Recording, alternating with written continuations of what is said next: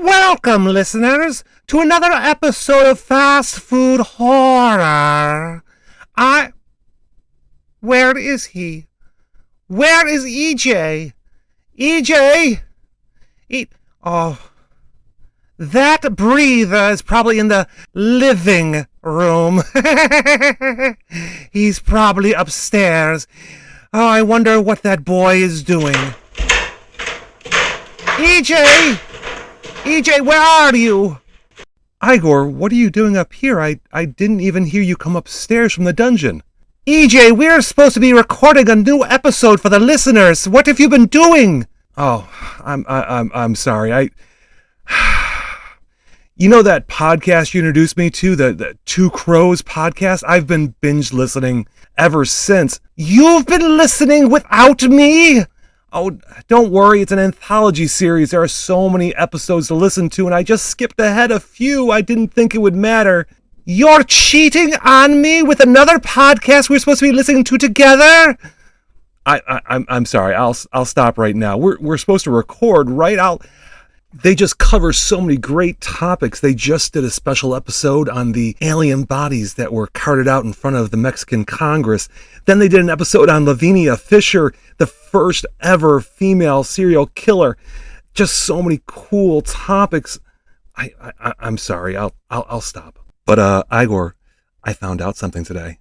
Not only are they on every single major podcast platform, they're also on YouTube, and my birthday's in November, and they have merchandise. They have, just a hint, they have merchandise. Duly noted, EJ. Now, please, I do not want to be the adult in the room. Can we please start with the show? Hi, listeners. It's EJ Miller here, creator and writer here at Fast Food Horror. I am very, very excited about this episode in particular. We are going to be welcoming a new voice talent to the Fast Food Horror family, Holly. Holly is a fantastic voice actress. I hope you enjoy her as much as we did here, listening to her bring life to this story. And if you enjoy her as much as we did, you can find more of Holly over at her podcast, Damn It with Beaver. Yes, I know. Damn It with Beaver. It's on every single podcast platform there is. And now, without further ado, Igor Froderick. Igor, take it away. Welcome, listeners, to another episode of Fast Food Horror. In this episode, entitled Lizzy.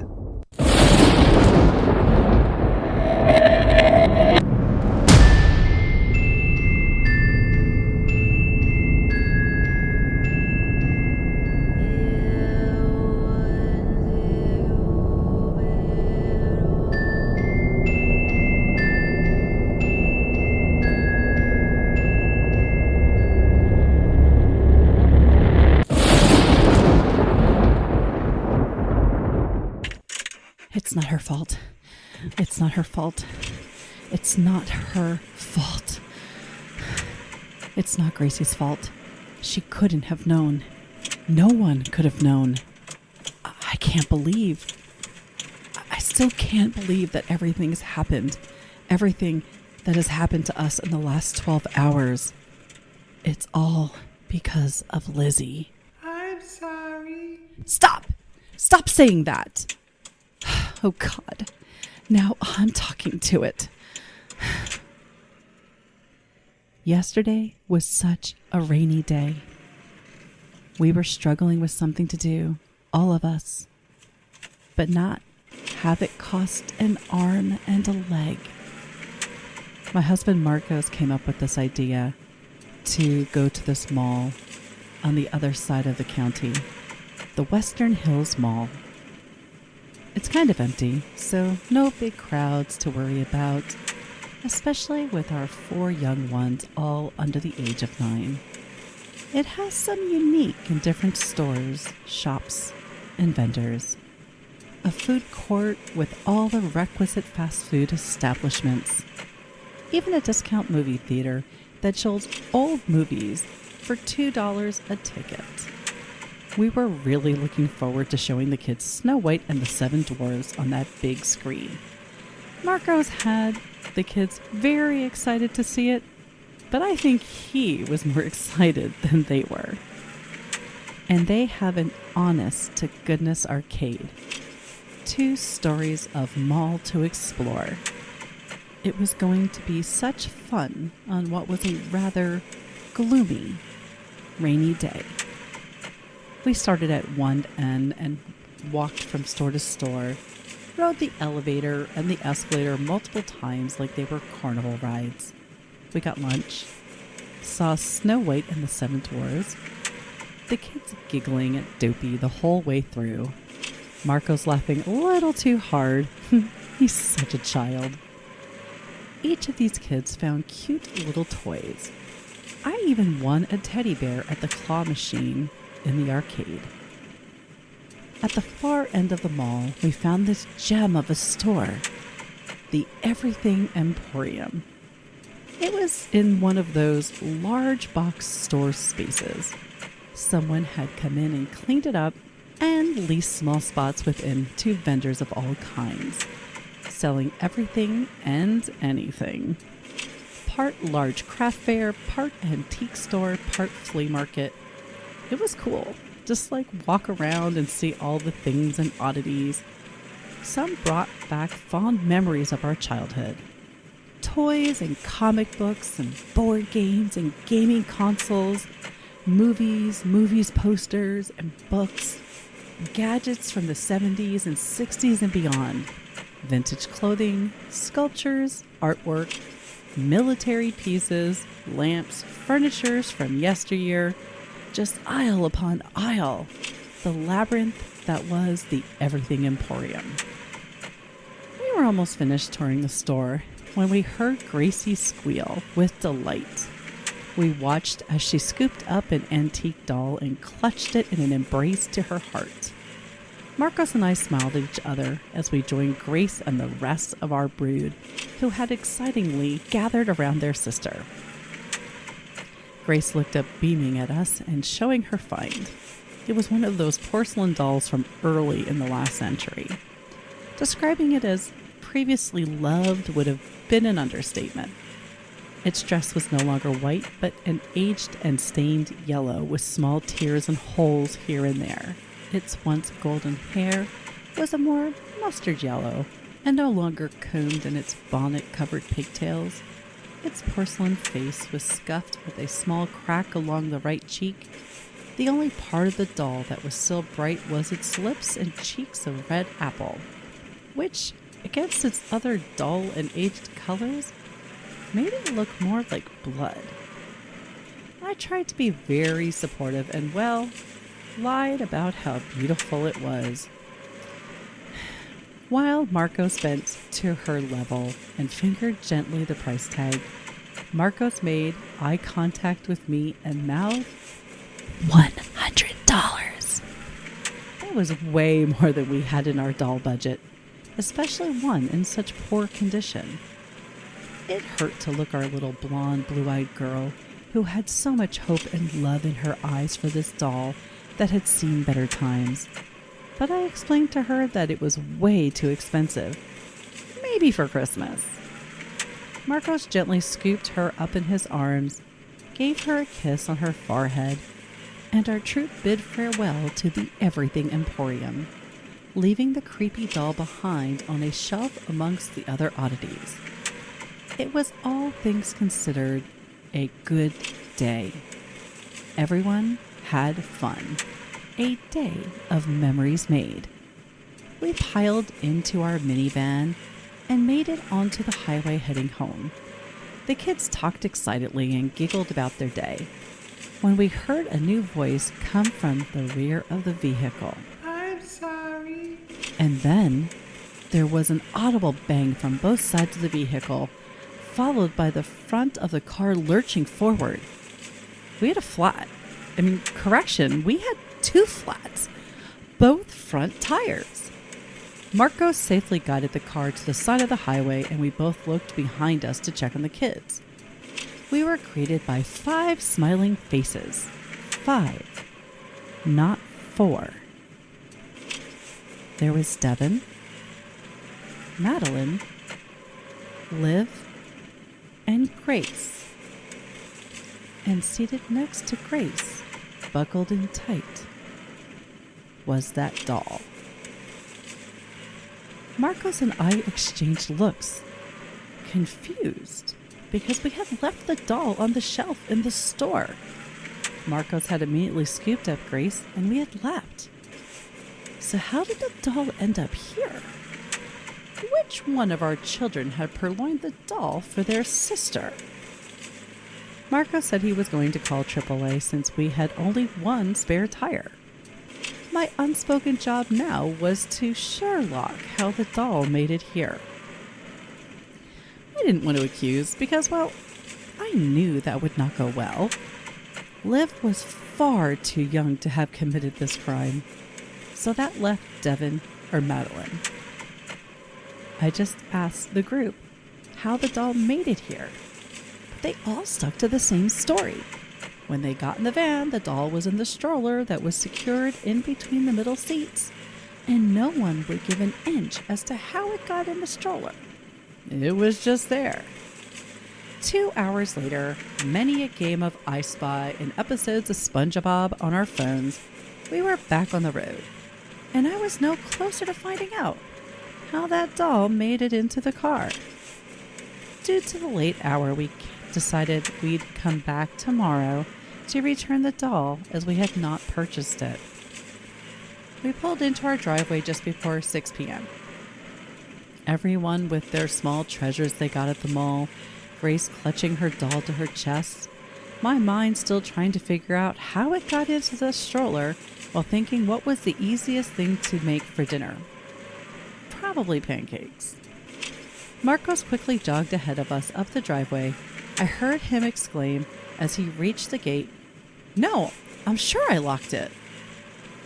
As I watched him work the rear yard gate open and closed, he looked at me with concern and worry. Our family dog, Mr. Fluffers, could enter and exit the yards through the doggy door, but was confined to the rear yard.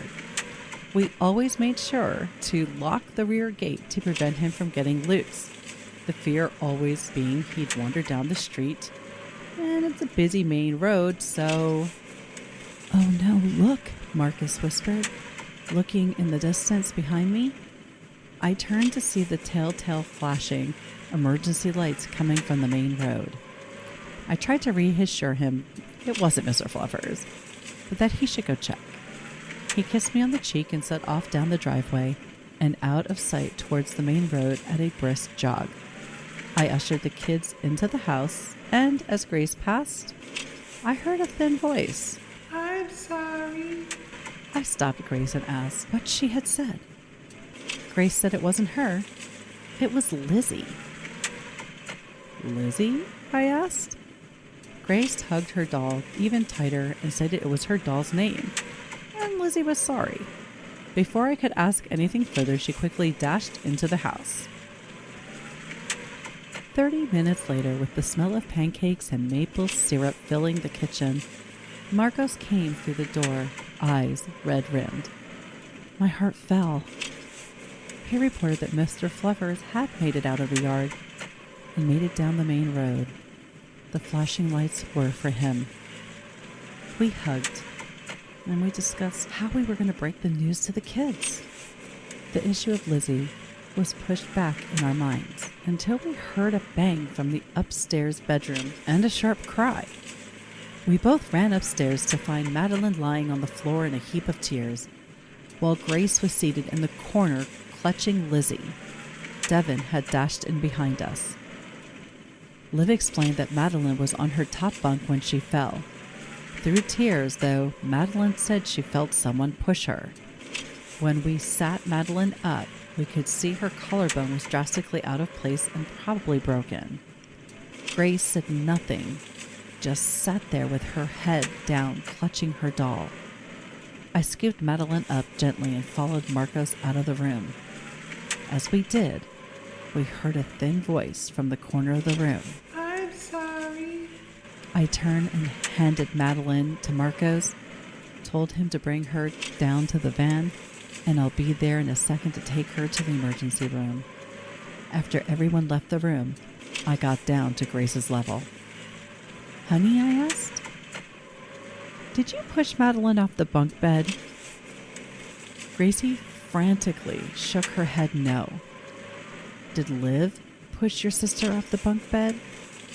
Again, she shook her head no, blonde hair shaking as she did. Then who did? Devin was in his room. Grace looked up at me with tears in her eyes, and it was a shaky voice. Said it was Lizzy, but she was sorry. I looked at my little girl and asked, are you making her talk? I've heard her say I'm sorry, but that doll is too old to be doing that.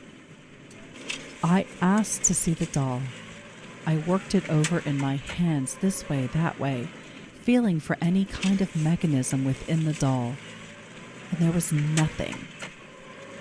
I placed the doll beside my daughter and left the room, my heart breaking just a bit. Something was wrong. I returned with Madeline shortly before 10 o'clock, arm in a sling and sleeping peacefully in my arms. The attending doctor said there was nothing really to do except give it time and rest. I walked Madeline up the stairs and placed her in the lower bunk. I nudged her younger sister Liv awake and asked her to go to the top bunk, at least until Madeline was better about getting down the ladder by herself in her current condition. I then walked over to Gracie's bed and found what I was looking for. I scooped up the doll and walked it out of the room, again working it over and over in my hands. I knew my daughter's voice, and the voice I was hearing, it was not hers. It was too thin and had a faint echo to it. I would be taking the doll back to the store in the morning, but until then, it would spend the night in the van. The doll was unnerving me, and since Grace had obtained it, regardless of how, nothing but bad luck had befallen us. Marcos met me in the kitchen, 2 cups of tea in front of him. I gave him the update on Madeline's collarbone, then, trying not to sound nuts, gave him my feelings on the doll. The great thing about being married to someone for so long, having been through ups and downs of life together, no matter what you tell them, they listen. They don't judge. They don't have to be worried about being made fun of, belittled. They just honestly listen. And Marcos listened. Having been raised Catholic, his mind was very much open to what I was describing. Even though I didn't want to admit when I was describing, he didn't think my feelings were an overreaction. He understood my concern and didn't judge me or pick on me when I told him I put the doll in the car for the night and wanted it gone back to the store first thing in the morning. You offered to be up first thing in the morning, he would drive it there himself when the store opened. I sighed and gave him a kiss and asked if he'd lock up the house, as I dashed upstairs to take a quick shower before we went to bed. He kissed me again, took my mug of tea to the sink, and went about the routine of closing up the house. 15 minutes later, feeling refreshed and clean from a long day, I expected to find Marcos in bed, but he wasn't there. I walked about the house room to room searching for him. I didn't want to call out and risk waking the kids. I just couldn't figure out what he'd still be doing up. I made it to the living room, and the first thing I saw was the doll. She was seated on the couch, staring straight ahead. Why was she there? How was she there? I left her in the van, and I locked the van. But there she was sitting upright, staring straight ahead. Staring right at me. I turned the lights on in the living room, which is when I found Marcos, laying face down on the ground on the opposite side of the room. My heart dropped. Before I could rush to him, I heard 2 things. The voice emanating from the doll that thin voice from Lizzy, I'm sorry. and a faint scamper of tiny legs making their way quickly across the hardwood floor. 8 tiny legs. My eyes were immediately drawn to it. A large spider, about the size of a tea plate, gray and black, was walking around Marcos like a predator seizing up its prey. I held back a scream, then reached for the first thing I could find, the fireplace shovel. I raised it over my head and brought it down, crashing onto the large spider. I checked on Marcos, my heart rapidly beating. I could still hear faint breathing. I called 911, and within minutes, Marcos, the children, and I were on our way to the hospital. Which brings us to now. I can't pronounce the type of spider the doctor told me it was, only that it was exotic and not even from this area. That I was lucky to find him when I did, and with the description I gave, made it easier to treat and save him. I waited till morning, till Marcos was conscious, and the doctors assured me he'd be fine. I dropped the kids off at my mother's house and just told her that they were tired and I needed to spend more time at the hospital before bringing Marcos home. I then made a beeline for our house. I found Lizzy where I'd left her. As I approached, I heard it.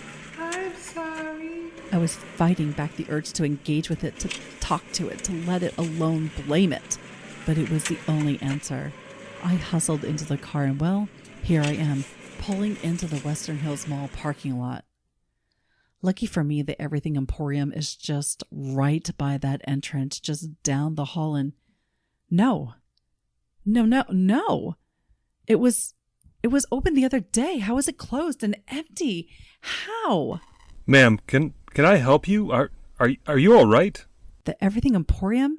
I need to return this doll, but it's empty, closed. Yeah, mall stores do that. I guess that doll's yours now for good.